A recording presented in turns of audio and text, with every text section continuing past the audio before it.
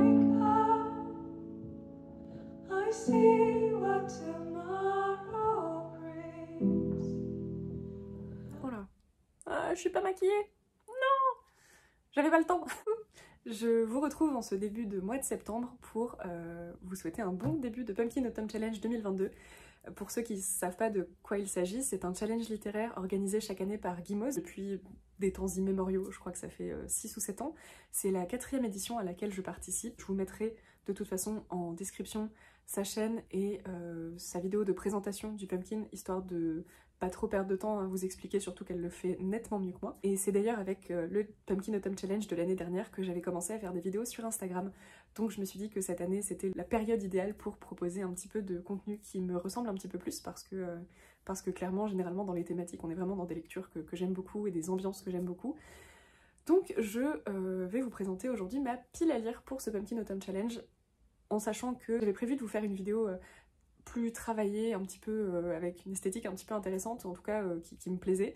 Le problème c'est que j'ai été prise de court par le temps. Je change de ville pour mes études et je pars dans quelques heures. Donc je dois préparer ma pile à lire et les livres que je prends avec moi. Donc je me suis dit que spontanément j'allais allumer mon téléphone et filmer ma préparation parce que comme ça je fais d'une pierre deux coups. J'espère que ça sera pas trop chaotique et que ça rendra bien. Malheureusement du coup j'ai une tête de... voilà, je suis habillée comme en été et pas comme en automne parce qu'il fait super chaud dehors. Donc voilà, on n'est pas encore dans l'ambiance très automnale, mais dans les vidéos à venir ça devrait le faire. Pour l'instant, on est sur la pile à lire du Pumpkin Autumn Challenge 2022 dont la thématique est l'étrange cueillette. C'est une thématique qui me parle bien, pourtant j'ai eu un petit peu de mal à faire ma pile à lire. On sait tous qu'elle est amenée à bouger de toute façon. Je ferai au fur et à mesure en fait. J'ai des lectures prévues pour cet automne, il y a le challenge, je vais essayer de coupler tout ça et de faire quelque chose d'un peu cohérent et sympa. Et donc on va démarrer tout de suite. Comme chaque année, la première grande sous-catégorie du Pumpkin Autumn Challenge est Automne frissonnant. Et la première sous-catégorie s'appelle Ghost Hunt, dans laquelle il faut lire des choses avec les mots-clés exorcisme, chasseur de fantômes, possession et enquête. J'ai donc choisi un manga qui n'est autre que le tome 1 de Zone Fantôme de Junji Ito, édité chez Mangetsu. C'est leur dernière sortie de Junji Ito et comme à chaque fois, vraiment je les collectionne. Je me suis prise de passion pour cet auteur qui est un mangaka maître de l'horreur et il fait des choses vraiment alors très dérangeantes mais qui sont absolument parfaites pour cette période. Un recueil d'histoires courtes si j'ai bien compris, et il y a une histoire de fantômes, d'âmes errantes et peut-être de possession aussi. De toute façon, je compte profiter de cet automne pour rattraper un petit peu mon retard dans ces publications. La seconde sous-catégorie s'appelle Le portrait du mal, et il faut lire un livre dont la couverture représente un visage, si possible sinistre, effrayant. Je me suis dit que Zone Fantôme ça fonctionnerait bien, mais en même temps, ça me paraît un peu trop facile. Alors j'ai pas encore mis quoi que ce soit dans cette sous-catégorie, mais j'ai notamment Tomie de Junji Ito, j'ai mes petites idées, mais on verra au fil du déroulement du challenge. La troisième sous-catégorie de ce premier menu s'appelle Des Sakuma Drops au milieu des lucioles, et il s'agit de lire un livre correspondant aux mots-clés historique, drame, biographie, mémoire et frères et sœurs. Et je ne suis pas allée chercher très loin puisque j'ai choisi La tombe des lucioles de Nosaka Akiyuki chez Piquet Poche. C'est le roman qui a inspiré Le tombeau des lucioles, donc le film d'animation des studios Ghibli qui a inspiré du coup le nom de cette catégorie. Mais sinon, j'avais une deuxième option qui peut rentrer dans plusieurs catégories. J'ai même 3 options. Les Chroniques de Sainte-Marie, le premier tome qui s'appelle Un monde après l'autre de Jodi Taylor. Ça fait un bout de temps que je l'ai dans ma palle, donc il faudrait que je le lise. Je sais que c'est avec des historiens, donc ça me paraît pas mal. Et sinon, j'ai aussi Winnie et la Grande Guerre, que je dois lire depuis un bout de temps, de Lindsay Mattick et Josh Greenhut, qui parle de la véritable histoire de Winnie l'ourson, qui a inspiré A.A. Milne, donc le Winnie qu'on connaît actuellement, mais qui en fait prend place durant la Première Guerre mondiale.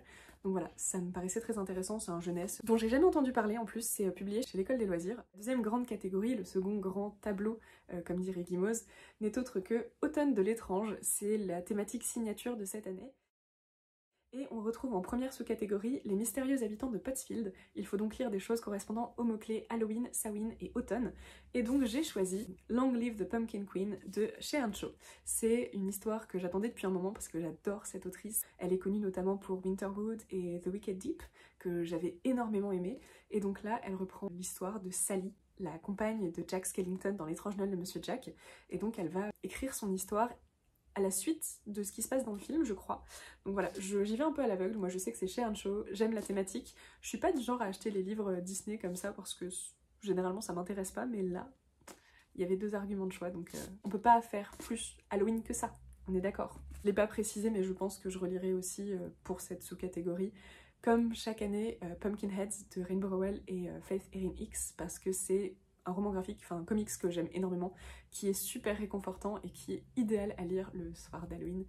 Pas pour le côté spooky, mais vraiment pour le côté doudou, réconfortant et pour l'ambiance. La seconde sous-catégorie s'appelle la cueillette des champignons, et donc il faut lire quelque chose en rapport avec la forêt, récolte, poison et petit peuple. Et j'ai donc choisi, en premier lieu, vraiment là c'est du tâtonnement total parce que je me souviens presque plus du résumé, Hare House de Sally Hinchcliffe. J'en ai déjà parlé dans un book haul je crois. Dans mon souvenir il y a une sorcière dans une forêt. Voilà, mais j'ai pas envie de relire le résumé, donc au pire je le lirai cet automne, ça a l'air d'être parfait pour l'automne, et je le mettrai dans une catégorie s'il correspond. S'il correspond à celle-ci, c'est tant mieux, sinon c'est pas grave, je verrai bien. Et j'ai aussi choisi de glisser dans cette pile à lire Les Fées de Cottingley de Sébastien Pérez et Sophie de la Villefromois, parce que je voulais le lire cet été, j'ai pas eu le temps, et donc voilà, ça me paraît parfait. Petit peuple, les fées, voilà, il y a des plantes, de la nature, c'est idéal, il me semble. Troisième sous-catégorie qui s'appelle In the Dark I Hear Call.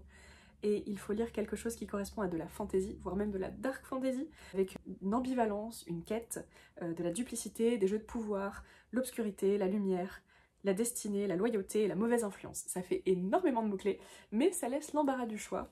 Je choisis pour la partie fantasy Lightfall, que j'ai pas encore fini, parce que j'ai lu d'autres choses, donc je l'ai presque terminé. Ça compte quand même, ok. Lightfall, tome 2 de Tim Probert, qui s'appelle L'ombre de l'oiseau. Voilà, obscurité, on en parle, lumière, on en parle, fantasy, on en parle. Je pourrais en parler des heures de Lightfall, j'aime tellement. Sinon, pour la dualité, j'imagine, et le côté jeu de pouvoir, parce que c'est ce que je pense pouvoir trouver dans ce livre, If We Were Villains de M.L. Rio, que j'ai envie de lire depuis très très longtemps, et pareil, je me le réservais pour cet automne. Qu'il soit dans cette catégorie ou pas, je le lirai et on verra bien s'il entre dans une catégorie. Si c'est celle-ci, tant mieux. Si c'est une autre, tant mieux aussi. Si c'est dans aucune, bah tant pis. J'aurai lu mon livre et je serai sûrement très contente. Enfin, j'espère que je serai contente. En troisième choix, parce que vraiment ça dépend, c'est fluctuant hein, les piles à lire avec moi, c'est vraiment en fonction de mes humeurs, le tome de l'Assassin Royal que j'avais commencé, mais vraiment assez peu, et voilà, je me dis que ça peut carrément correspondre. Dernière sous-catégorie de ce second tableau est intitulée Soit vent, rêve, cendre et néant, soit nuit noire, âme et souhait. Il s'agit d'une référence à L'étrange vie de Nobody Owens. Il faut lire des choses qui correspondent à contes, gothiques, macabres, sorcières, sauvetage et disparition. Je pense que pour ce qui est de sorcellerie, tout ça, je trouverai de toute façon dans toutes mes lectures quelque chose qui correspondra, mais je l'ai joué très très premier degré, encore une fois, parce que L'étrange vie de Nobody Owens de Neil Gaiman. J'adore Neil Gaiman, je n'ai pas encore lu celui-ci, même si ça fait longtemps que je souhaite le lire, et quand je dis longtemps, je pense que ça date de quand j'étais enfant. Et je l'avais pris l'année dernière, je l'avais acheté sur Vinted pour le Pumpkin de l'année dernière, et je l'ai jamais lu. Donc voilà, j'espère que cette année ça sera la bonne. Ça me paraît être idéal puisque vraiment la catégorie, c'est dans lui. Donc voilà. Il serait temps. Troisième grande catégorie du Pumpkin de cette année s'appelle, comme toujours, Automne, douceur de vivre, qui est vraiment la partie douce, réconfortante, moelleuse, et vous voyez ce que je veux dire, cette ambiance là, ce côté, cette respiration, ce moment qu'on prend pour soi et dans lequel on se glisse comme ça, comme dans une couverture. C'est vraiment ce côté réconfortant, chaleureux de l'automne qu'on retrouve dans cette catégorie. Et on commence avec Deux citrouilles en valent mieux qu'une. Il faut lire, donc commencer, lire ou terminer une duologie. Et alors là, je sais pas encore exactement, comme d'habitude. Alors c'est pas une duologie, on est d'accord, mais j'ai l'intégrale de Echo. C'est des albums illustrés, il y a 3 tomes dans cette intégrale. Donc voilà, si je peux le lire en entier, bah, ça me fera une trilogie. 3 citrouilles en valent mieux que 2, non? Mais je me suis rendu compte qu'en fait j'avais beaucoup de choses en trilogie. Donc Deuxième sous-catégorie, La Maison Sangster.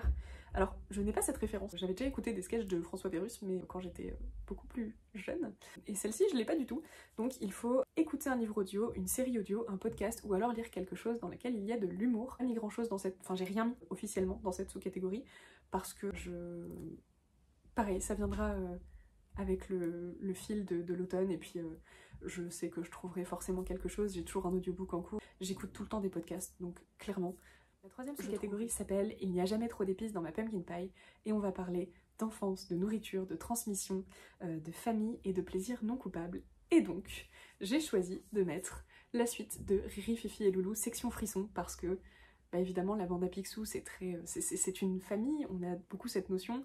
Voilà, Riri, Fifi et Loulou, c'est un plaisir non coupable.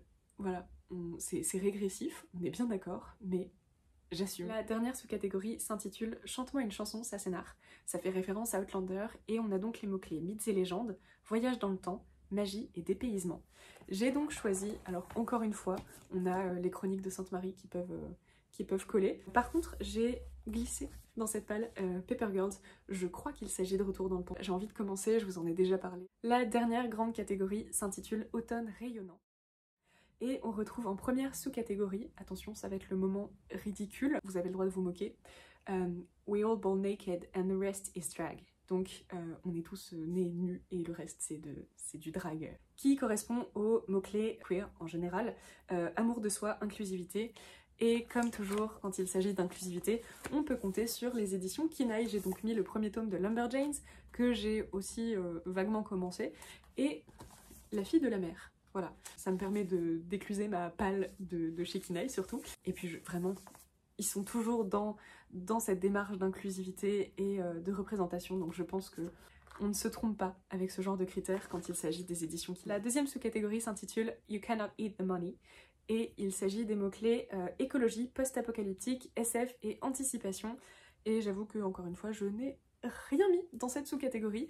Je lis plus tellement de science-fiction, d'anticipation, tout ça. Je pense que Paper Girls peut rentrer dans cette catégorie, donc pareil, on verra selon ce que je lis s'il y a quelque chose qui correspond. Pour cette dernière sous-catégorie qui s'appelle le don des Merryweek, on doit trouver quelque chose qui correspond aux mots-clés amour, bienveillance, guide, guérison, sororité et relation. J'ai donc sorti, enfin je vais essayer de sortir de ma pile à lire Podum de Hubert et Zanzim chez Glénat. C'est un roman graphique que vous avez vu passer partout, sur tous les réseaux sociaux, tout le monde l'a lu, tout le monde l'a aimé, vraiment la critique est unanime à ce sujet. Et je suis complètement passée à côté. Je l'ai reçu à Noël de la part de l'un de mes grands frères qui me l'a spontanément offert en plus. Donc j'ai hâte de le lire, mais j'ai pas trouvé l'occasion encore de le sortir de ma palle, donc ça sera sûrement l'occasion. Sinon, Lumberjanes devrait correspondre aussi à ces critères-là, mais j'ai aussi mis Mortel. Taous Merekchi pour moi c'est quelqu'un qui incarne cette sororité, cette envie de transmettre des bonnes valeurs et de peut-être changer les choses. Je verrai bien si je m'en sens les épaules, parce que c'est pas une lecture facile. Pour moi une pile à lire c'est quelque chose qui est amené à bouger, qui est amené à évoluer. Je sais très bien que je vais sûrement rajouter des livres, enlever des livres, lire des choses inattendues qui vont finalement se greffer. J'en ai même oublié. Je me laisse un petit peu porter par les mois de l'automne, par mes envies de lecture aussi, parce que je sais que chez moi c'est très fluctuant, donc je verrai bien. Je me mets pas la pression parce que on est là pour s'amuser, que le pumpkin c'est surtout et avant tout pour passer des bons moments, donc je pense que c'est inutile de se mettre trop la pression avec ça, et je verrai bien si je termine ce challenge cette année ou non.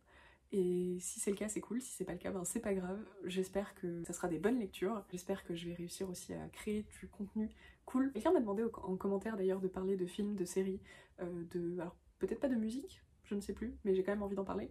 Donc je pense que je vais vous faire aussi peut-être une petite playlist, des choses comme ça, vous parler aussi des choses, des livres que moi je conseille souvent en automne et à la période d'Halloween, parce qu'il y en a quand même 2-3 que j'affectionne beaucoup et dont j'entends pas beaucoup parler. C'est des choses que j'aime dans la vie, donc voilà, je pense profiter de cette saison pour ça.